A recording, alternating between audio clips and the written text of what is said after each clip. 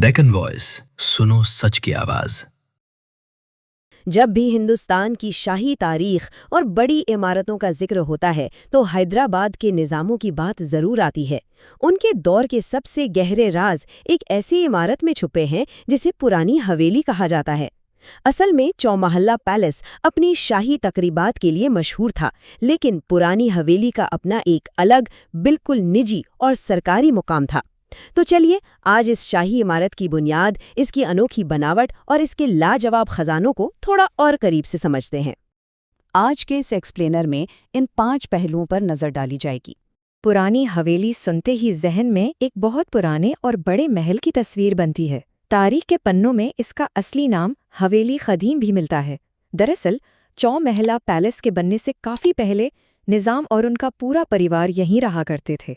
18वीं और 19वीं सदी के दौर में ये सिर्फ एक घर नहीं था, बल्कि निज़ाम ख़ानदान का सरकारी हेडक्वार्टर था। बड़े बड़े शाही फैसले यहीं से लिए जाते थे। अगर हम वक्त में थोड़ा पीछे जाएं, तो 1700 के आसपास दूसरे निज़ाम मीर निज़ाम अली ख़ान ने इस महल को बनवाया था। दिलचस्प बात यह है कि ये आलिशान इमारत असल में एक बाप का अपने बेटे के लिए तोहफा थी। उन्होंने इसे तीसरे निज़ाम सिकंदर जाह को दे दिया। वक्त गुजरता गया और 18वीं और 19वीं सदी आते आते ये तोहफा पूरे साम्राज्य का मरकज़ बन गया। एक बेटे को मिला तोहफा पूरी हुकूमत का सरकारी घर बन गया। आगे बढ़ते हैं दूसरे हिस्से की तरफ, इमारत और बनावट। यहाँ एक सवाल उठता है कि आखिर एक नए महल की ज़रूरत ही क्यों पड़ी। बात यह है कि 18वीं सदी में हैदराबाद शहर तेज़ी से अमीर और बड़ा हो रहा था। ऐसे में पुराने गोलकुंडा किले के अंदर की तंग और भीड़-भाड़ वाली जगह शाही ख़ानदान के लिए छोटी पड़ने लगी थी। एक ऐसी बड़ी, खुली और शानदार जगह चाहिए थी जो उनके नए रुतबे और ताकत को दर्शा सके, और बस यही ज़रूरत पुरानी हवेली की बुनियाद बन गई। इसकी बनावट अपने आप में बिल्कुल अनोखी है। अगर ऊपर से देखा जाए तो ये इमारत अंग्रेज़ी अक्षर यू के आकार में बनी है। उस वक्त के निज़ाम सिर्फ हिंदुस्तानी तरीक़ों तक महदूद नहीं थे, उन्होंने पश्चिमी यानी यूरोपियन डिज़ाइन को भी खूब अपनाया। यहाँ की ऊंची छतें देखकर ही शान शौकत का अंदाज़ा लग जाता है। इसके साथ ही यहाँ एक आईना खाना और एक चीनी खाना भी बनवाया गया।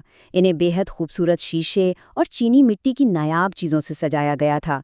ये उस दौर के बेहतरीन शौक की एक झलक है। अब आते हैं तीसरे हिस्से पर, आज की पुरानी हवेली। वक्त के साथ पुरानी हवेली काफ़ी बदल चुकी है। आज इसका एक बड़ा हिस्सा तालीम देने और तारीख को बचाकर रखने के लिए इस्तेमाल हो रहा है। यहाँ का सबसे मशहूर हिस्सा है द निज़ाम्स म्यूज़ियम, जो ख़ास तौर पर 7वें निज़ाम मीर उस्मान अली ख़ान की ज़िंदगी की कहानी बताता है। दुनिया भर से लोग इस तारीख को महसूस करने यहाँ आते हैं। इसके अलावा महल के कुछ हिस्सों में आज मुकर्रम जा स्कूल, इंडस्ट्रियल ट्रेनिंग इंस्टीट्यूट्स और यहाँ तक कि हैदराबाद पुलिस के दफ्तर भी चल रहे हैं। एक शाही घर आज कितने अलग अलग कामों में आ रहा है।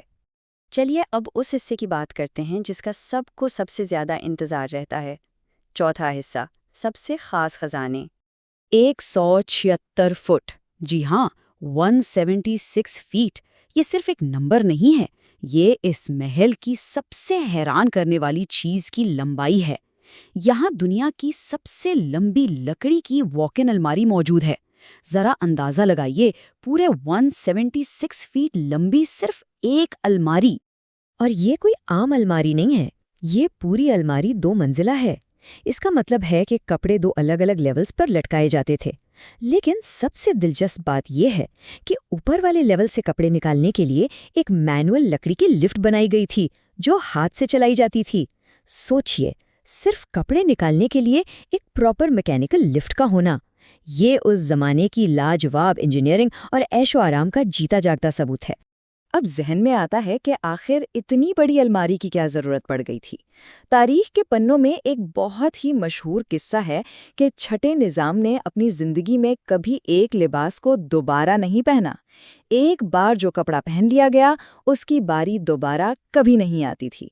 इस बेहिसाब और आलीशान शौक को पूरा करने के लिए ही 176 फीट लंबी और लिफ्ट वाली इस विशाल अलमारी की ज़रूरत पड़ी थी। है ना बिल्कुल हैरत अंगेज़ बात। खैर, बात सिर्फ कपड़ों तक ख़त्म नहीं होती। इस म्यूज़ियम में और भी कई नायाब ख़जाने छुपे हुए हैं। यहाँ पुरानी और शानदार गाड़ियों का एक ज़बरदस्त कलेक्शन है। इसमें 1930 की Rolls Royce silver ghost, Packard और जैगुआर मार्क वी जैसी गाड़ियां शामिल हैं। इसके अलावा 1937 में 7वें निज़ाम की सिल्वर जुबली के मौके पर उन्हें बहुत से बेकीमती तोहफे मिले थे। सोने और चांदी से बनी इमारतों की छोटी मॉडल्स, हीरों से जड़े हुए डब्बे और हाथी दांत पर की गई बारीक नक्काशी यहाँ देखी जा सकती है। ये सब उस दौर की बेहिसाब दौलत का नज़ारा पेश करते हैं। आखिर में आते हैं 5वें हिस्से पर। यहाँ कैसे आएं? अगर इन खजानों को करीब से देखने का दिल कर रहा हो तो थोड़ी ज़रूरी मालूमात जान लेनी चाहिए। ये म्यूजियम सनीचर से लेकर जुमेरात तक यानी सैटरडे टू थर्सडे सुबह 10 बजे से शाम 5 बजे तक खुला रहता है। ध्यान रखने वाली बात यह है कि जुमे के दिन यानी फ्राइडे को और पब्लिक हॉलीडेज पर यह बंद होता है। टिकट्स की फीस बिल्कुल मुनासिब है। बड़ों के लिए करीब 80 रुपये 80 रुपीज़ और बच्चों के लिए सिर्फ 15 रुपये 15 रुपीज़। अगर अंदर कैमरा ले जाना हो तो कैमरे के हिसाब से 150 रुपये से लेकर 500 रुपये तक की अलग फीस लगती है।